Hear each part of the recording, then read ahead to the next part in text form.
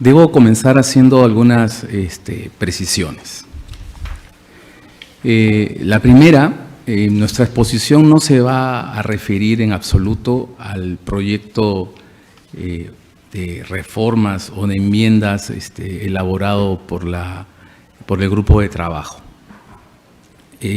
La razón para ello, siendo transparente en mi acto, es que habiendo participado en un subgrupo que conformó la comisión, luego no continuamos con esa participación por una decisión personal, al observar que el trabajo no recogía, desde mi punto de vista, la referencia a cuestiones que consideraba razones fundamentales para aceptar una propuesta o la idea de reformar un código civil y específicamente en la parte de familia.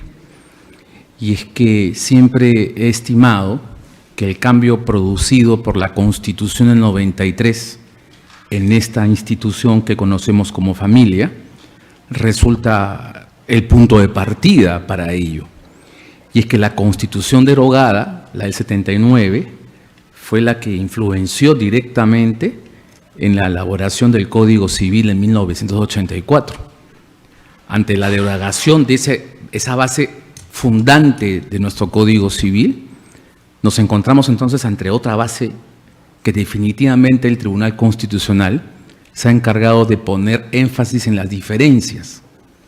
Y por eso siempre, desde hace mucho tiempo en trabajos que realizamos, hemos sostenido el título que está aquí, en nuestra presentación, que en vez de hablar de un derecho hoy de familia, habría que hablar de un derecho de las familias, por la diversidad de tipos, el pluralismo familiar, que es un subprincipio que subyace en el principio constitucional de protección de la familia y que ya está reconocido. Y entonces, bajo esa óptica, definitivamente el enfoque número uno tenía que partir de la Constitución.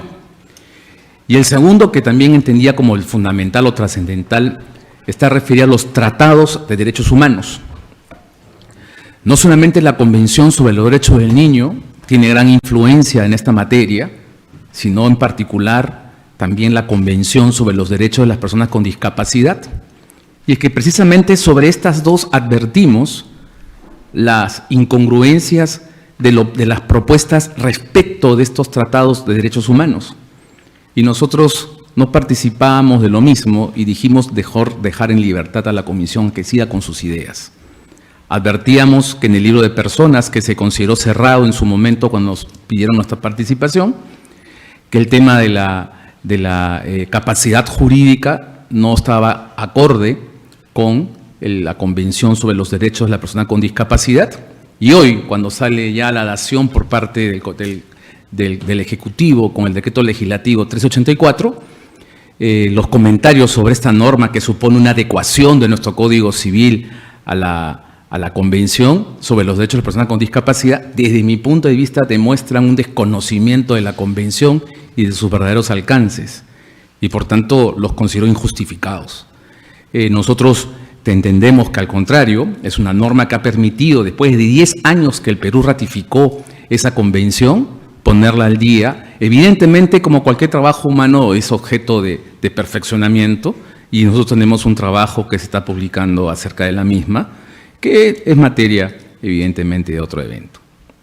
Estas dos consideraciones fundamentales las teníamos como los pilares básicos para una reforma que no lo apreciamos en el proyecto. Lo segundo tiene que ver con los cambios que se han producido en el tiempo, principalmente con los decretos legislativos 1377, 1384 y 386. Muy interesantes ellos porque van de la mano con las ideas que van a escuchar seguidamente. Nosotros hemos titulado esta ponencia, por tanto, ya saliendo y marcando la diferencia que hemos señalado, el derecho de las familias y la reforma del Código Civil. Y lo queremos hacer a partir de dos principios fundamentales que surgen del Tratado de Derechos Humanos y de la Constitución, como son los principios de afectividad y el pluralismo familiar. Miren, nosotros queremos presentarles un tema que no está recogido en la Constitución, perdón, en el 79, a pesar que se refirió a la idea, a la posibilidad de que el matrimonio podía disolverse. Lo cierto es que tuvo un modelo muy claro el de la familia matrimonial, y esto influenció nuestro Código Civil 84.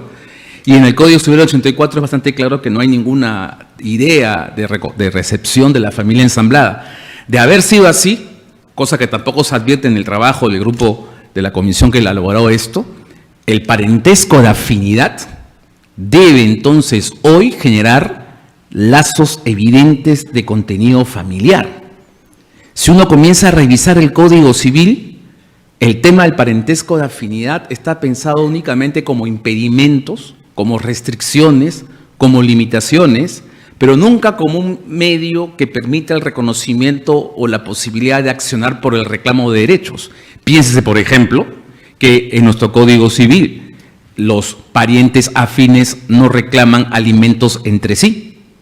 En nuestro Código Civil los parientes afines no heredan entre sí.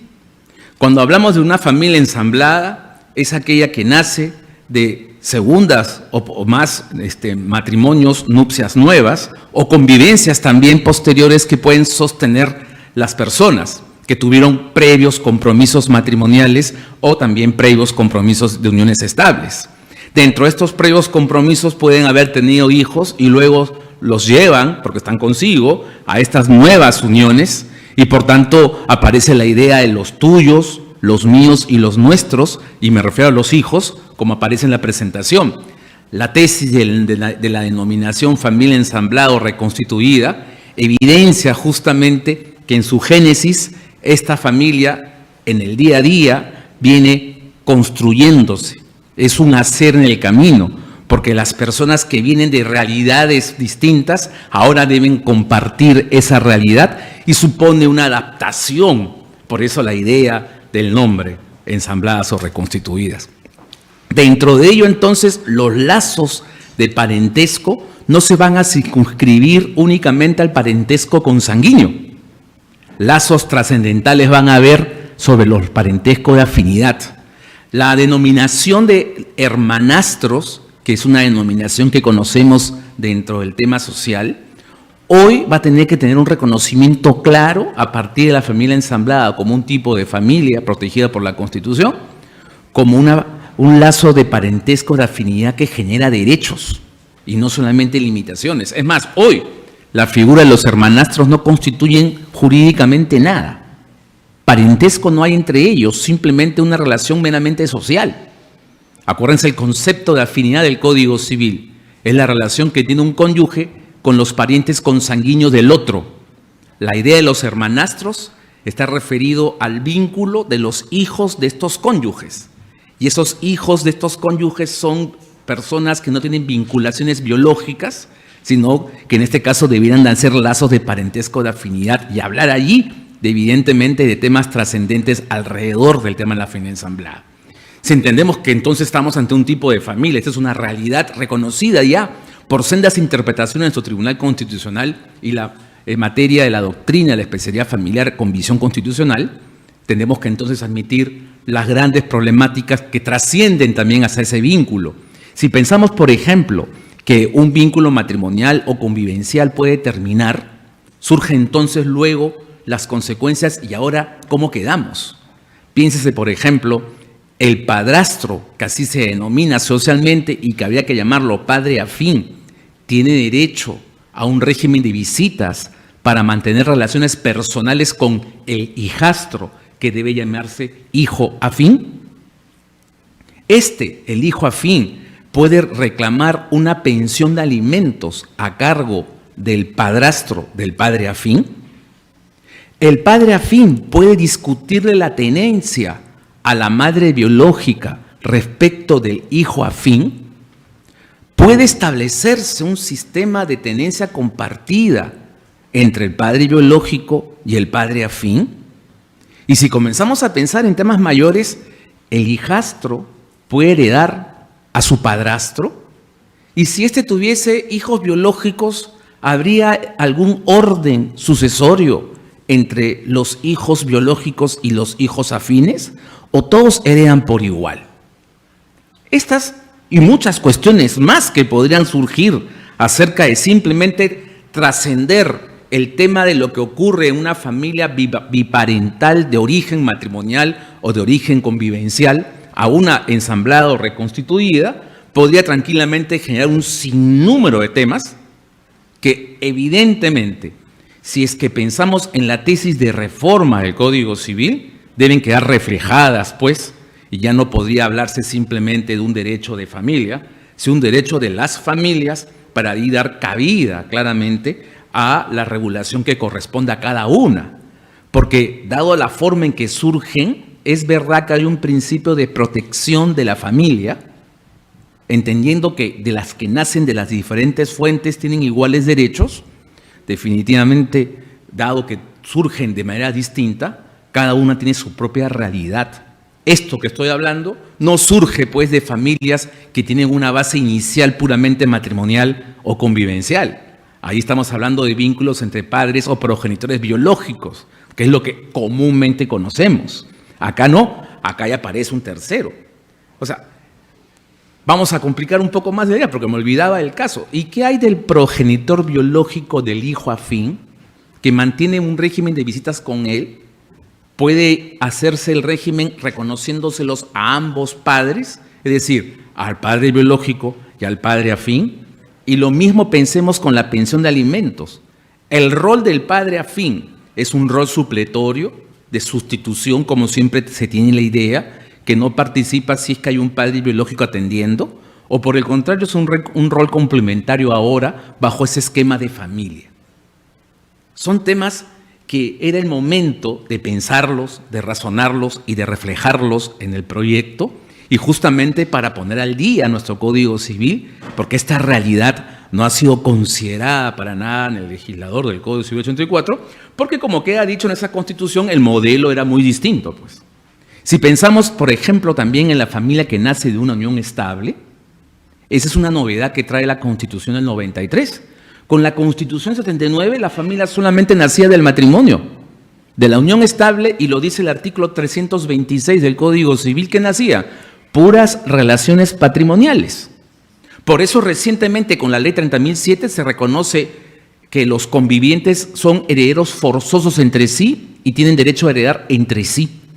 Fíjate el tema, y eso viene sustentado por la Constitución del 93, que tiene entonces alcances muy distintos. Y evidentemente, si hablamos de la existencia de una familia matrimonial al lado de una familia ensamblada o reconstituida, entonces también habría que dar la normatividad pertinente para la familia que nazca de una unión estable.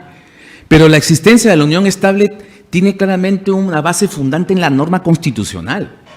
Y eso es un tema que hay que advertir claramente, porque cuando el legislador no tiene presente normas de mayor rango, su proyecto queda como una cuestión muy personal y no está legislando en función del país, porque la Constitución está hecha pues para país.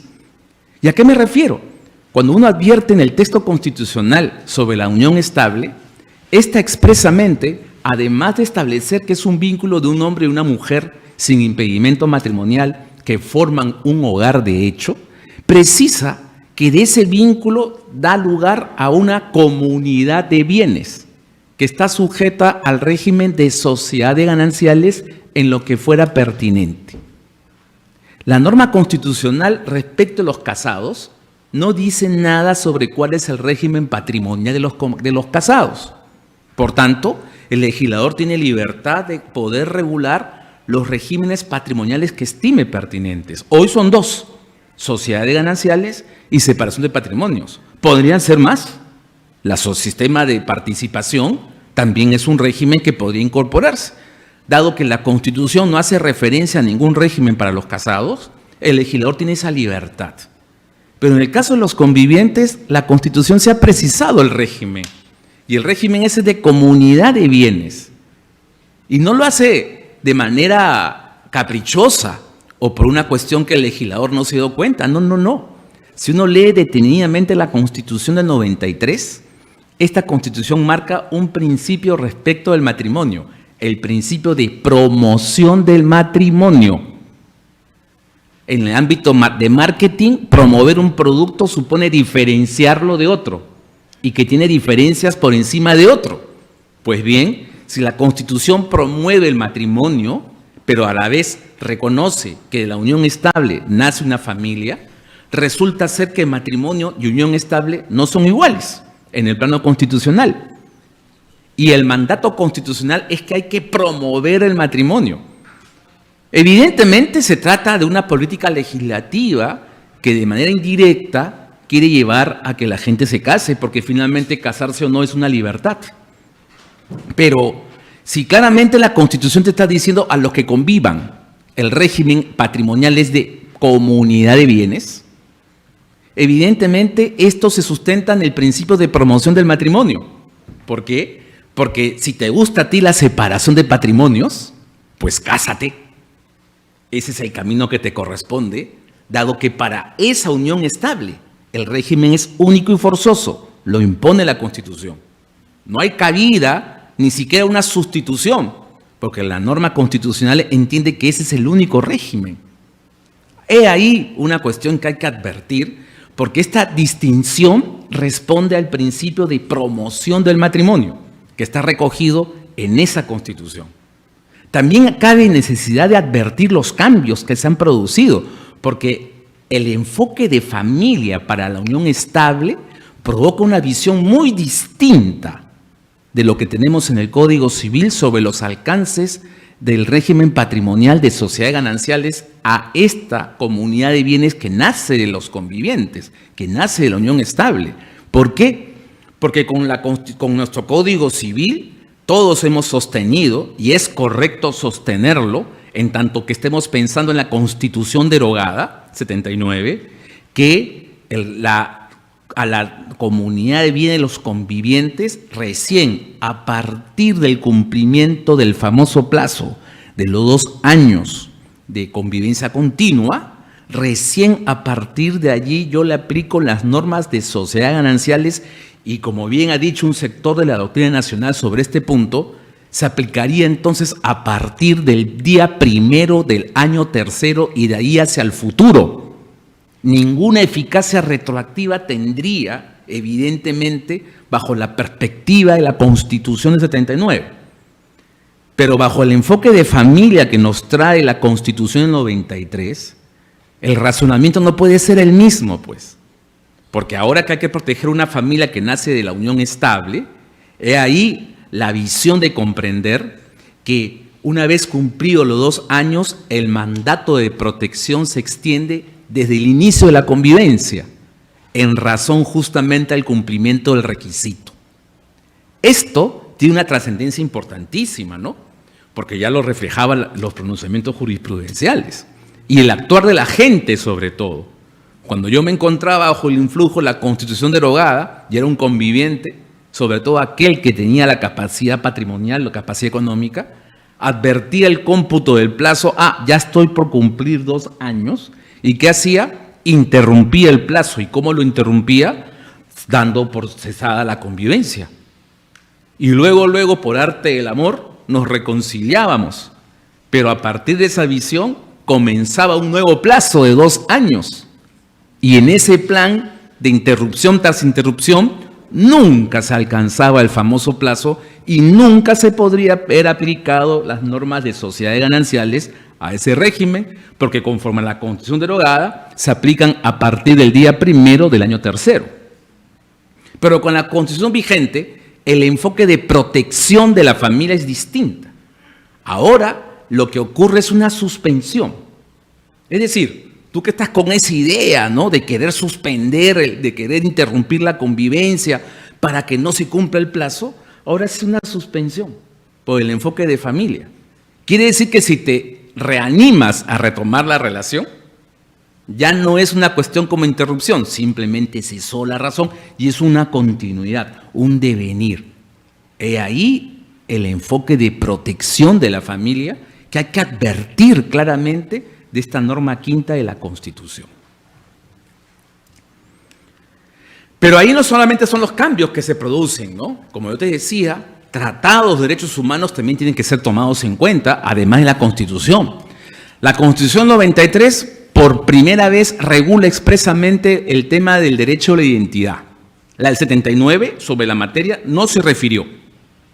Recién fue la Constitución del 93. Y luego, Cuando el Perú en el año 90 ratifica la Convención sobre los Derechos del Niño, esta convención también desarrolla los verdaderos alcances que hoy se discuten en el tema de la identidad filiatoria.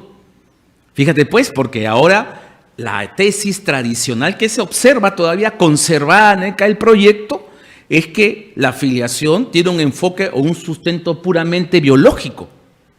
Y nos olvidamos de la esencia de ser un ser humano. Porque si fuese lo nuestro un enfoque puramente biológico, estamos degradados a nivel de animales. Nosotros tenemos un vínculo procreacional y es verdad que existen aquellos puramente ocasionales, me queda claro. Pero la idea que se ve en la cuestión generalizada es que hay toda una cuestión claramente emotiva, claramente sustentada de un deseo, un afecto que lleva a cabo el acto procreacional. Por tanto, la idea de que padre es quien ha procreado, madre es quien ha dado a luz, ahora tiene una connotación diferente, que se ve completada, porque ahora quien te ha procreado debe criarte, y la tesis entonces de la filiación, de la identidad filiatoria, abarca ambos aspectos, el aspecto biológico que lo genera la procreación y el aspecto dinámico que lo genera la afectividad. Hay toda una idea hoy pues que el vínculo de filiación supone que ambos aspectos coincidan en un mismo sujeto. Pero la realidad informa que hay casos en que no se da esa coincidencia. Y entonces hay gente que tiene progenitores biológicos y hay otros que tienen, y que a la vez tienen, padres afectivos. El mejor ejemplo más claro de esto es la adopción. Pero no solamente el tema se agota en la adopción. La cuestión es que también en los vínculos por naturaleza esto sucede. Y es que la filiación por naturaleza no se agota únicamente en el tema biológico. ¿Qué duda cabe que en el ser humano los sentimientos también son naturales? Las emociones también son naturales. Por tanto, para hablar de filiación por naturaleza, tenemos que referirnos a ambos aspectos, el biológico y el afectivo. Y ambos hacen el concepto de la identidad filiatoria. Pero cuando no se da esa coincidencia en la filiación por naturaleza, la cuestión pasa entonces por una serie de discusiones. En nuestro medio, siempre bajo la tesis de la biparentalidad, dos parental padres, de dos padres, una mamá y un papá, nos preocupamos de ello, ¿no? Y claro, el principio del interés superior del niño debe primar para entender entonces que la identidad se centrará, de mi punto de vista, en los lazos afectivos. Porque eso es lo más trascendente en el ser humano. Somos los que somos, con nuestras virtudes y nuestros defectos, por el hecho de la crianza que hemos recibido. Evidentemente nuestro destino podemos cambiarlo y mejorar aquellos defectos que tenemos, pero somos lo que somos por eso. He ahí entonces que lo trascendente en el ser humano es la crianza. Y esto es lo que debería primar. No obstante, también el tema biológico tiene trascendencia, pero en la corta edad, en una edad en la que todos hemos sido llamados por un nombre de pila, pero que después, cuando ya comenzamos a tener un arraigo de identidad, se nos llama por un apellido que te hace partícipe o integrante de una familia. He ahí quizás los criterios a valorar a partir de la convención en función del principio del interés superior del niño. Mira, pero creo que es importante advertir, si queremos entrar a un ámbito de legislador, los cambios que se han producido en el tema de la familia, ¿no? Porque la familia patriarcal, que en su época estaba pensada como una unidad de producción, allí lo que interesaba era pues tener hijos, porque todos iban a ser mano de obra para diferentes actividades, se pasó luego a la familia, el concepto de familia nuclear, donde entonces el centro estaba pensada en la tesis de la unidad de consumo, ¿no? En el primer caso, acuérdense la idea, ¿no? La familia doméstica, todos bajo el mismo techo y teniendo a la mano los recursos que nos proveen lo necesario para la subsistencia. Pero luego cuando apareció la revolución industrial y la industria se colocó lejos de los hogares, Entonces salimos de esa familia patriarcal, entramos a la familia nuclear, porque ahora solamente se quedaron bajo el techo padres e hijos, y en todos salían a trabajar hacia las industrias, y el tema tuvo un enfoque más de unidad de consumo, ¿no? Ya no era autosuficiente para proveer los propios recursos, ahora era un tema de consumir. Pero hoy estamos en una vuelta hacia el origen, lo que es una familia. Y el tema de la familia plural nos evidencia la tesis de que hoy la familia es unidad de afectos. Y ese es el punto central, donde las personas que forman parte de grupos vulnerables encuentran un ambiente adecuado para su desarrollo. Esa unidad de afectos hoy es entonces el punto a seguir, el objetivo a lograr en cualquier regulación.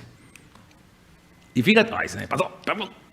Pero fíjate entonces el rol del padre, ¿no? Para que más o menos nos ubiquemos dentro de lo que venimos hablando, porque con la familia patriarcal el objetivo principal era siempre buscar el vínculo biológico, ¿no? Lo preponderante. Nuestra legislación tiene un énfasis importantísimo en el tema biológico y hemos llevado a una prueba de ADN a considerarla como la prueba tasada para los temas de filiación.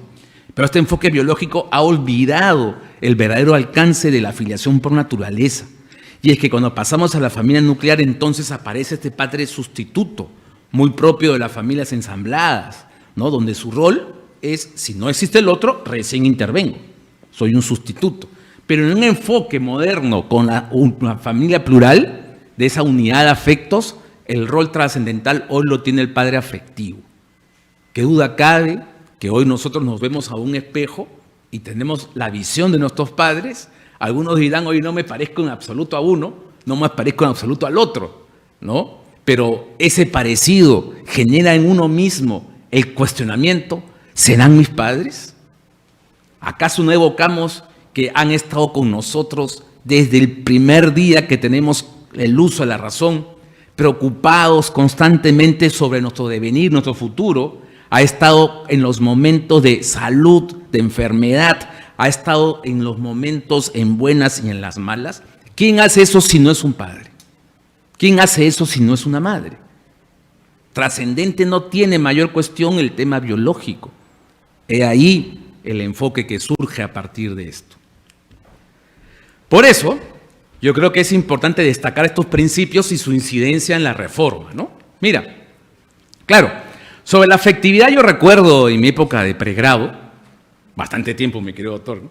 Queda claro, que se consideraba que el tema del amor, para ser bien claro con el término, era un concepto metajurídico, ajeno al derecho, un tema que no era de preocupación. Recuerdo incluso que en aquella época, para poner una evidencia a lo que estamos hablando, surgía una gran pregunta con respecto al origen, a la identidad del adoptado. ¿El adoptado tiene derecho a conocer su origen biológico?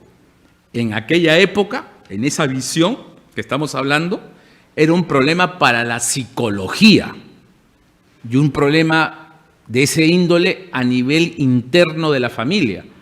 No era un tema que tenía reconocimiento o trascendencia jurídica. Hoy esa evolución evidencia un cambio.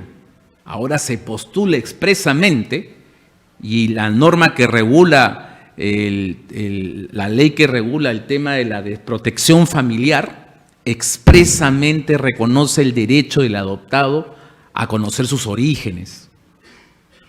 Fíjate que el tema en el derecho comparado tiene un tema mayor que no se agota en esto: la posibilidad de establecer vínculos afectivos y relaciones interpersonales con los progenitores biológicos.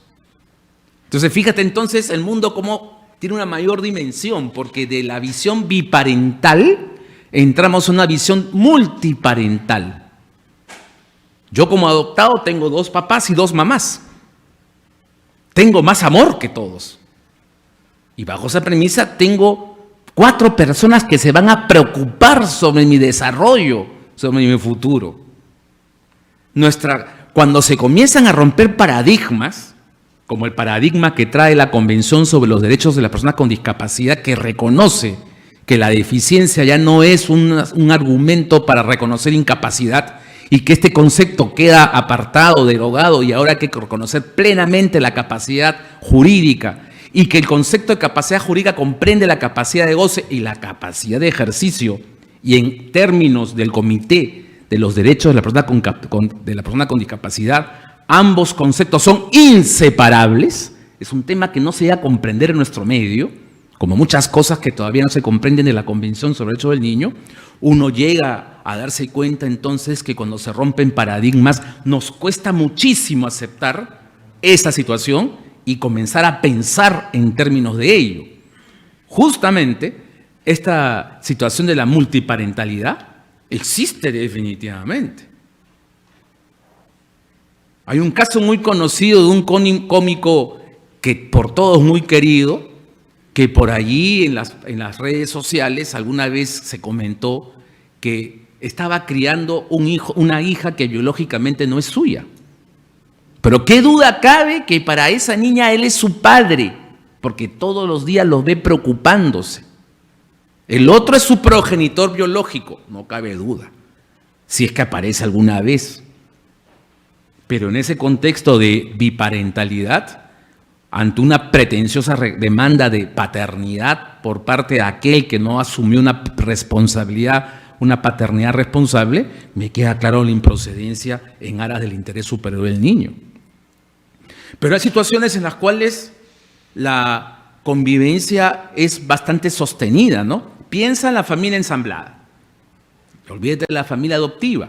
Ahora piensa en la ensamblada, donde el hijo afín mantiene relaciones interpersonales con su progenitor biológico y por la circunstancia de vivir bajo el mismo techo con el padre afín. No se va a tratar de muebles o de objeto de un florero que ni se saludan, no, están viviendo bajo el mismo techo, son personas. Evidentemente va a surgir lazos inicialmente de conocimiento y hasta de afectividad, de preocupación por que le ocurra. No voy a estar, me imagino yo, en ese rol diciendo, no es mi hijo, tiene su papá, que él se encargue, y esto es para mis hijos. No es la forma de proceder dentro de una consideración humana bien avenida. Por tanto, va a tener dos padres que se van a preocupar por él y a su vez también dos madres. Los lazos de multiparentalidad en ese caso nos lleva a preguntas mucho mayores a las que planteábamos hace un momento, ¿no?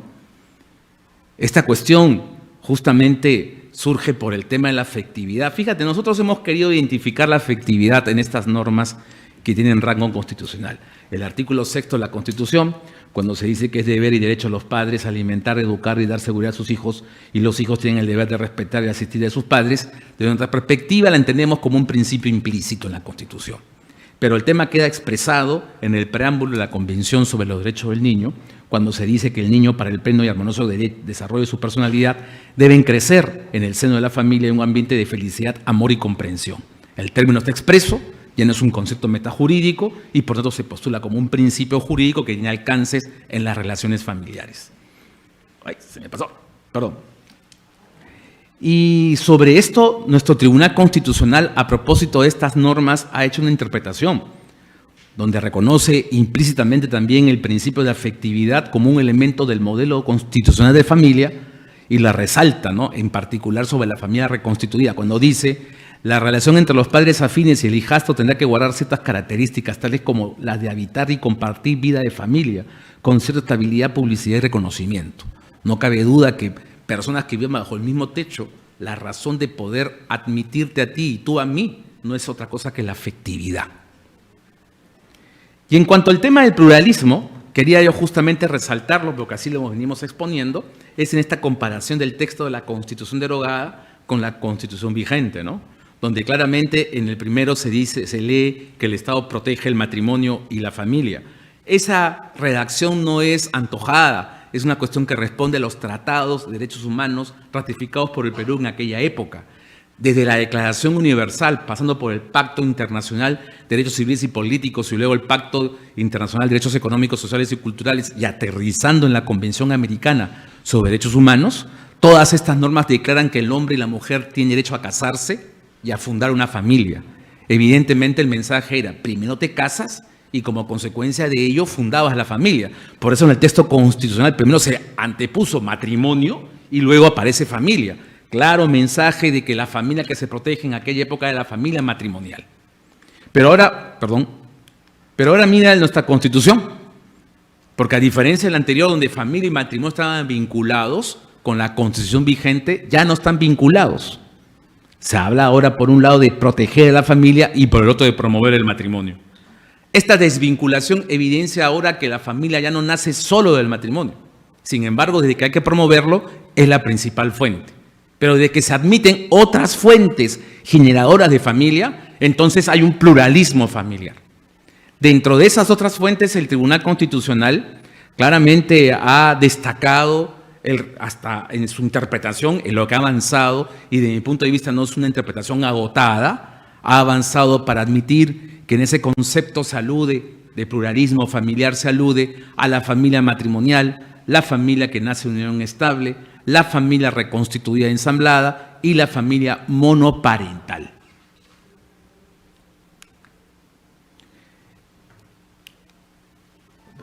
Parece que no quiere jugar conmigo esto.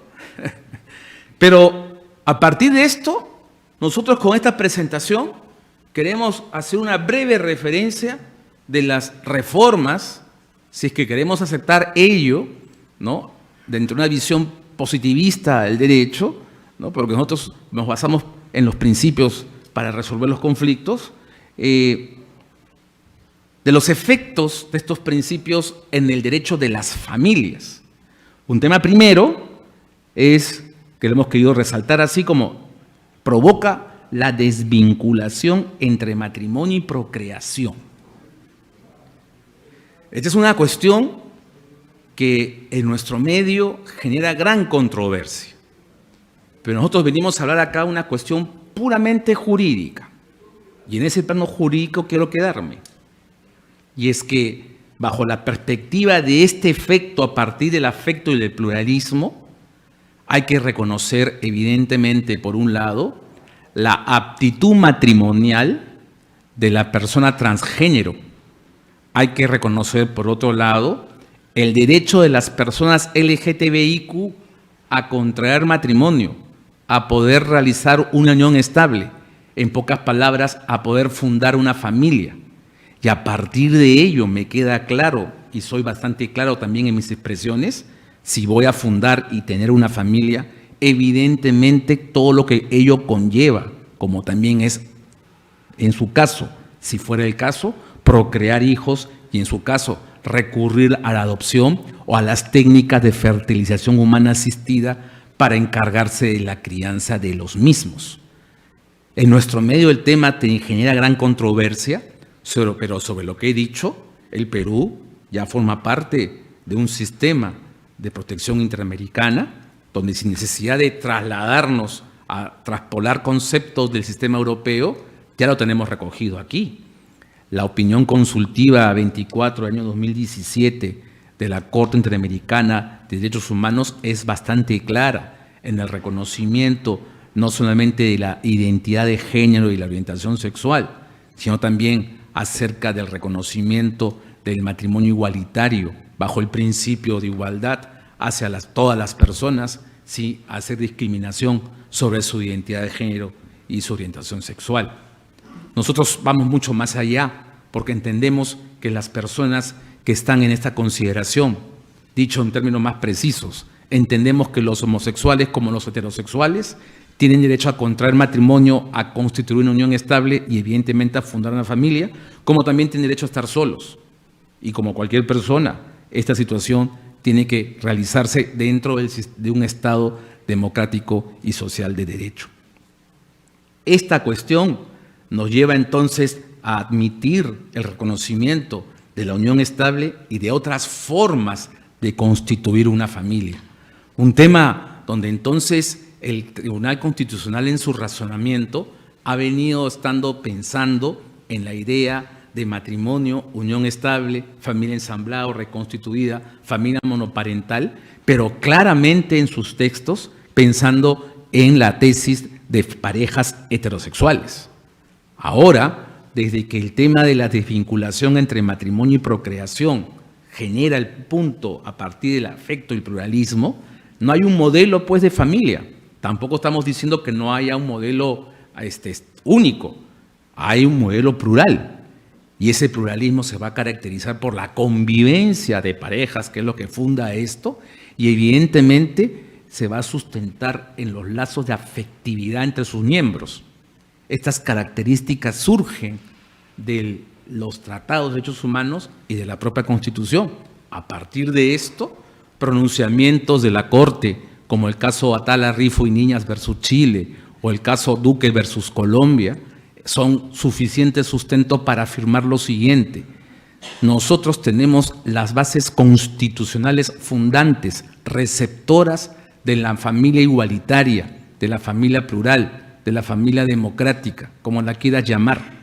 No necesitamos hacer ninguna reforma constitucional para ello. Solo se requiere, como venimos hablando, de un código que haga referencia al derecho de las familias. Luego tú tienes ahí un tema bien interesante, ¿no?, que surge del afecto y el pluralismo, la relativización del principio de la monogamia. Esto hay que decirlo, por supuesto, dentro de su verdadero contexto, porque no se vaya a pensar que queremos promover lazos poliafectivos. No, esa no es la idea. Hablar de la relativización del principio marca claramente que la regla es la monogamia. Pero toda regla no es absoluta. Ahí la relatividad, ya que centrarlo, ¿no?, para que se me entienda claramente el tema, porque si no lo dejamos sentado, me van a matar también en mi casa, que me están viendo. Viene pues el asunto, ¿no? Una de las características de la unión estable, quiero comenzar por allí, ¿no? ¿Por qué? Luego lo voy a decir. Una de las características de la unión estable es la unidad, como en el matrimonio también lo es, y todo esto por la monogamia. Por tanto, si yo mantengo uniones estables paralelas, no hay unión estable, pues, que me permita hacer un reclamo de derechos patrimoniales, para poner un ejemplo. Para poner una situación mucho más concreta, si yo conviviera paralelamente con 3 damas a la vez, no habría con ninguna de ellas exclusividad, monogamia, unidad, y por tanto, con ninguna de ellas hay una unión estable. Habría, en términos de la doctrina clásica, una unión de hecho impropia. ¿De acuerdo? Pero como dice el Código Civil, esta no produce ningún efecto jurídico. Luego, los bienes que pueda haber adquirido por la convivencia o durante la convivencia con estas 3 personas, ninguna tendrá derecho a reclamarme nada, porque no hay unidad. No hay monogamia, no hay exclusividad. Luego, si me permiten el ejemplo, porque la otra me está diciendo, no puede ser. Sí, pues, ¿no? Luego me aburro estas señoras, ¿no?, y me voy con otras. Juventud, me dicen por ahí. Ya, pues, ya está. Y procedo de la misma manera y podría proceder, porque el enfoque entonces es que como allá hay unión estable impropia, no hay absolutamente nada que analizar para el derecho. Y nos estamos olvidando que con esa consideración damos o consentimos, digámoslo así, que existan personas que se aprovechen de la buena fe de otras y evidentemente con ello causen perjuicios. Hay que decir que en nuestro Código Civil el tema está regulado y está pensado para el matrimonio.